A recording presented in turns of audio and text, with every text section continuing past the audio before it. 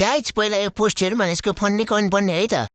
Prime minister KP Sharma Oli says केही दिन अगाडि छिमेकी देशहरूमा झन्डै झन्डै एक अर्का बीच हात हालाल भएको थियो, तर हामीले यो झगडा ठुलो नहोस् है भने उहाँहरूसँग कुरा गर्यौं अनि रोकियो। उहाँहरू लडाईँमा नजाने निर्णय गर्नुभयो। रुको जरा सबर करो।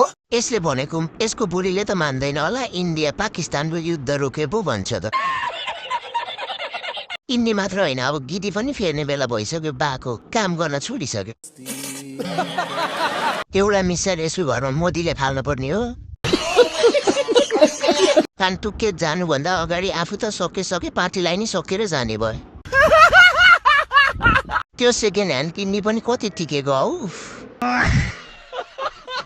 हो नि, उत्तर कोरिया र अमेरिकाको झगडा माधव नेपालले मिलाएको, अहिले इन्डिया र पाकिस्तानको बाले मिलाइदिनु भयो। जय नेपाली नेता।